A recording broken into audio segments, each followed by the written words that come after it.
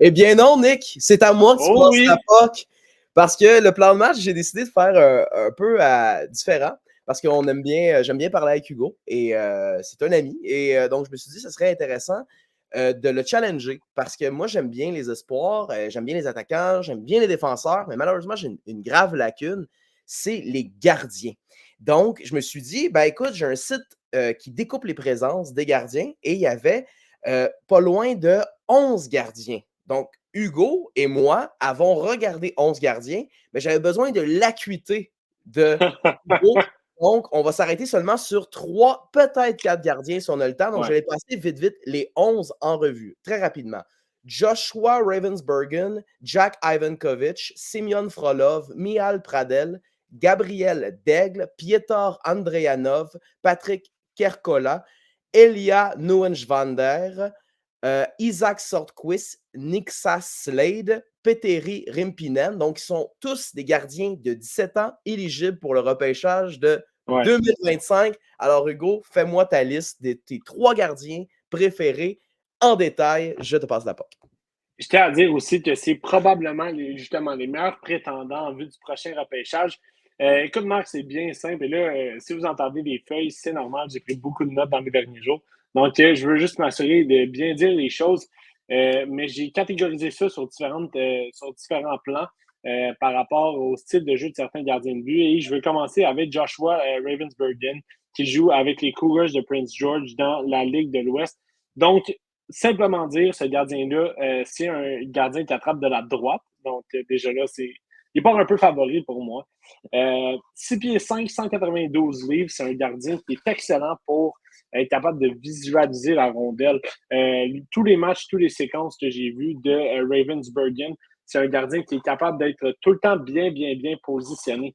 Ses grandes lacunes, Marc, par contre, je devrais dire, c'est effectivement jouer la rondelle puis être capable de bien contrôler ses rebonds pour tout ce qui est en bas de la ceinture. Donc, c'est un gardien qui est grand, c'est un gardien qui est rapide au niveau du haut du corps. Au niveau du bas du corps, c'est un peu plus difficile, justement à cause de cette lourdeur-là, ce centre de gravité qui prend un peu plus de temps à descendre vers la glace et ensuite être capable de contrôler ça pour ne pas donner des bonnes chances. On s'en est parlé en dehors des zones, mais si Ravensbergen ne jouait pas à Prince George avec les Cougars, avec une bonne défensive de la sorte, je pense que ça serait plus difficile pour lui. Mais tout de même, je trouve que c'est le meilleur espoir en termes de gardien de but là, lors de ce prochain repêchage. Oui, parce que le monde est parti en peur. Là. Il était autour de 930 avant la fin de semaine passée.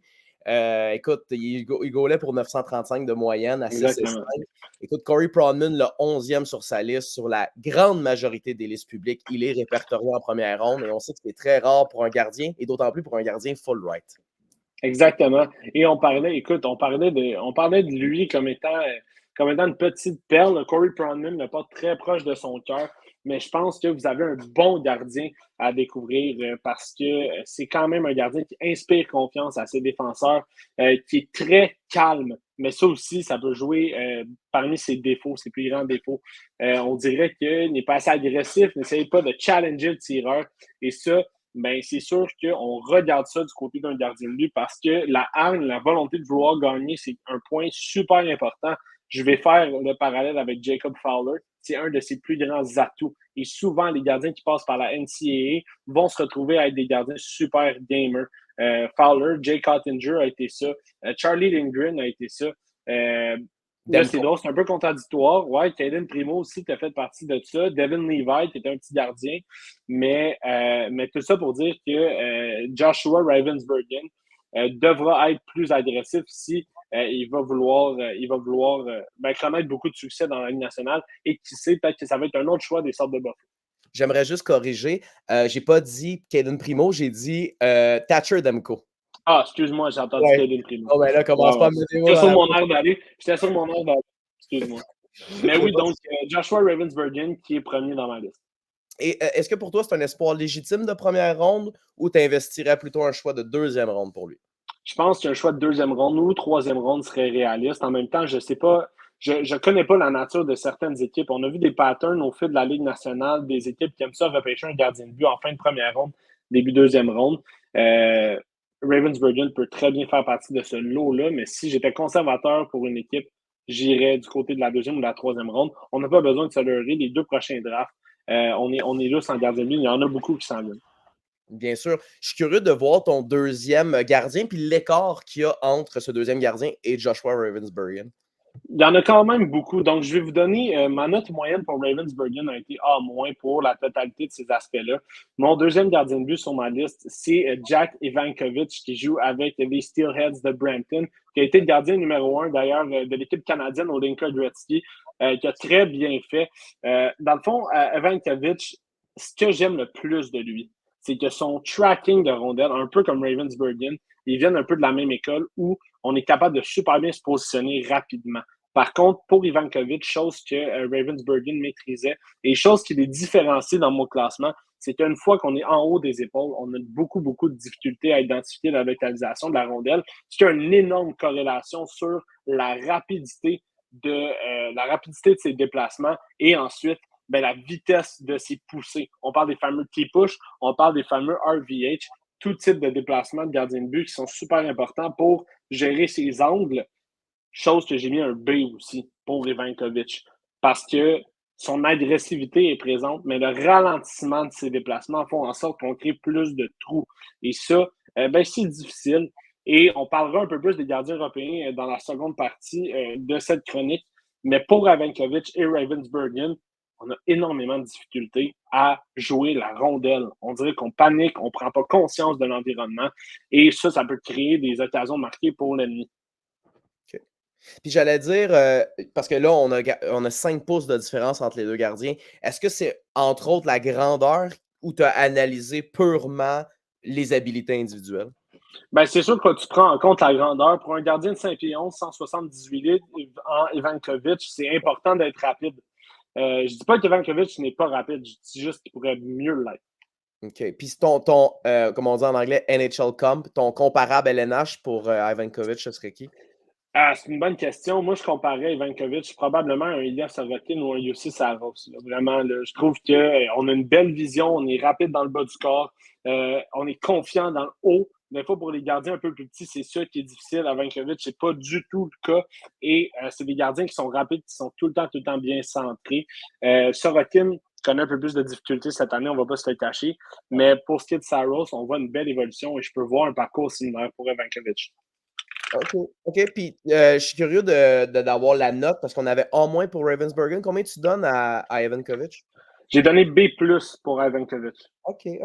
Donc, on voit que c'est quand même serré, mais je te dis, la grande différenciation, c'est vraiment au niveau du tracking, chose que Ravensburgen fait mieux, selon moi, qu'Ivankovic. OK. Fait que ça voudrait dire que. Puis tu le prendras en combien de rondes? En combien de rondes? En fait, quelle ronde serait confortable de prendre à Evankovic? Si on prend Ravensburgen en 2, je prendrais Ivankovic fin 3, début 4. OK. OK. Puis est-ce que tu es prêt à passer? Avais-tu d'autres choses à dire ou tu voulais passer tout de suite à ton Non, ça fait le tour, à moins que tu aies d'autres choses à rajouter sur Ivankovic. Tu sais, Brampton, cette année, ça va bien. Porter Martin, qui s'assure vraiment d'être le deuxième au total, on s'en parlait cette année, donc une attaque super bien dirigée. Je pense que cette confiance-là, le fait qu'il ait joué à l'échelle internationale, ça va être super bénéfique pour lui. Ouais, en fait, en ce moment, Brampton est la première équipe de toute la CHL. Fait que j'ai Exact. peur que Ivankovic, ça drop à cause de ça, parce que comment tu peux être premier overall là, dans la ligue? Là? Fait que j'ai vraiment Exactement. il va se comporter de ce côté-là. Fait que c'est qui ton troisième? Parce qu'on n'a pas le même troisième. Ouais, donc mon troisième, rapidement, on s'en va en Europe. C'est un gars qu'on se parlait récemment, et puis en fait, c'est Semyon Frolov qui joue dans la MHL avec Ladia Togliatti. Un gardien de 17 ans qui est late, si je me souviens bien. Ouais. Dans le fond, Semyon Frolov, pourquoi je le considère troisième, c'est parce que Et écoute, c'est une des grandes qualités des gardiens russes, mais on est extrêmement rapide au niveau du bas du corps et on est extrêmement agressif par rapport aux tireurs. On veut avoir le dessus sur la rondelle, on va être premier sur l'arrêt, on veut anticiper rapidement. Et je trouve que c'est la plus grande qualité à Semyon Frolov. Il est très bon avec la rondelle. Je lui ai donné B+, mais a énormément de difficultés avec ses rebonds. C'est épouvantable, Marc. On s'en parlait. On sait que le premier arrêt est effectué. Par contre, le deuxième arrêt, là, c'est le tracking. On a de la misère à identifier la rondelle. Et par la suite, on a des déplacements qui sont un peu sporadiques par rapport à ça. Il se déplace très vite, très bien, très fort. Mais par contre, il est souvent hors de position. Il doit rattraper le temps perdu, chose qui cause des buts. Par contre, au niveau du haut du filet, c'est ça. C'est là qu'on s'en va chercher un peu les lacunes de Frolov. Par contre, joue très bien la rondelle, est super conscient de son environnement et justement est très rapide, donc peut venir un peu, comment je pourrais dire, rééquilibrer les lacunes de son jeu. OK. Puis Semyon Frolov, là, je sais que parce que tu m'en as parlé, tu parlais d'un sleeper, hein? Un gars qu'on attend, un sleeper, la définition, c'est un gars qu'on n'attend pas avoir une grande Exactement. carrière, qui passe sous le radar. Puis quand on refait un repêchage, il est peut-être le meilleur gardien de la cohorte. Tu vois-tu un scénario où Exact. Semyon Frolov, du haut de ses 6 et 3, lui, il n'est pas gros non plus, là, il est pas loin de. Il est en bas de 167.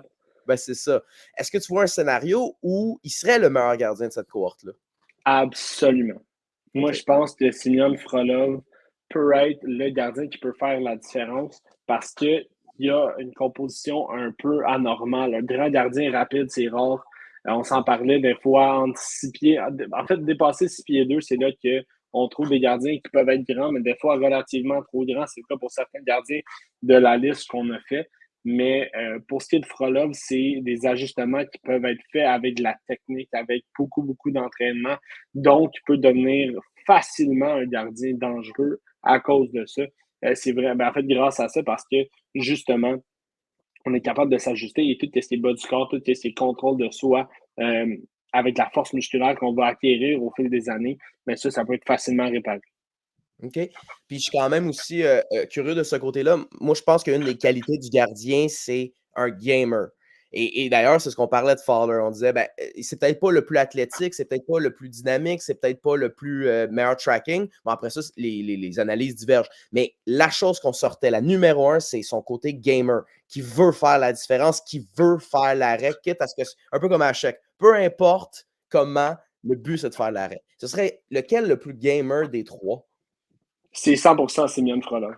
OK. C'est lui qui veut avoir le dessus sur le tireur. Il est prêt à anticiper et sa vitesse l'aide grandement pour être loin dans sa zone. Pas loin, mais pas être profond dans son filet, mais dans le fond, loin dans son demi-cercle et être capable d'anticiper des deuxièmes passes ou des premières passes et d'être là, d'être bien positionné. OK. Puis Rappelons-nous que. Ouais, vas-y, vas-y. Donc, j'allais dire, rappelons-nous que oui, il bouge rapidement, mais son positionnement est très, très, très bien exécuté. pas en termes d'impact, mais en termes de comparable LNH, il te fait penser à qui? Moi, j'ai comparé Frolov à Igor Shesterkin, Ouf, OK. mais un peu plus grand. Parce que, donc, même style de jeu, vous êtes capable de vous imaginer comment Shesterkin joue. Sauf qu'imaginez-vous avec un gardien un peu plus imposant devant le filet, avec des angles encore plus couverts. Mais il garde cette agressivité-là. Il est bon lorsqu'il est en papillon. Ça, c'est rare chez les grands gardiens. Donc, il faut le prendre. C'est une des plus grandes qualités Andrei Vasilevski. Et c'est pas pour rien que c'est un des meilleurs gardiens au monde présentement. Les grands gardiens à la corner of the box, c'est un peu plus difficile. On s'entend. Thatcher Demko aussi. Mais pour ce qui est de Shesterkin et son type de joueur, Frolov est capable de bien s'y accommoder. Ben écoute, la manière que tu m'en parles, moi être un directeur général, ben tu penses qu'il va sortir où, Frolov? C'est une bonne question. Moi, je pense que Frolov pourrait sortir en quatrième ronde. Parce que c'est ça, j'allais dire, tu sais, si tu prends un choix de 2 pour Ravensburgen, puis t'es pas plus sûr pour Frolov, puis c'est un choix de 4, puis là, on a analysé le plancher-plafond, Frolov a l'air d'avoir le plus haut plafond. Moi qui est un gars de plafond, un choix plus loin, le plafond, puis tu sais qu'il risque de sortir tard à cause du facteur MHL et russe. Exactement. Que tu me l'as vendu, moi, je salive. Là. Moi, j'ai hâte de suivre la carrière de ce gars-là. Là. On J'ai sait que bien hâte de voir ce qu'il va faire. les gardiens, c'est des boîtes à surprise, mais le package, pour l'avoir vu, c'est vrai qu'il est dynamique en tabarouette pour un gardien de 6 et 3, 165 livres. Absolument. Puis, ben, moi, je mentionnerais peut-être juste un nom que j'ai bien aimé au Linka, Mihal Pradel. Je sais que c'est ton Ouais. quatrième. C'est pour ça aussi que je me permets de le mentionner. Moi, c'était mon troisième. Frolov, je l'avais 4. Mais écoute, je ne suis pas un professionnel de gardien. Puis la manière que tu en as parlé, tu me l'as très, très bien vendu. Fait qu'écoute, Hugo, je suis très content de t'avoir fait faire cet exercice-là. Avais-tu un petit quelque chose à dire pour la fin? Non, mais c'est tout. On n'a pas parlé de Gabriel Daigle, mais ça sera pour un autre plan de match au pire. J'aimerais ça revenir sur les 2 dernières saisons qu'il a eues.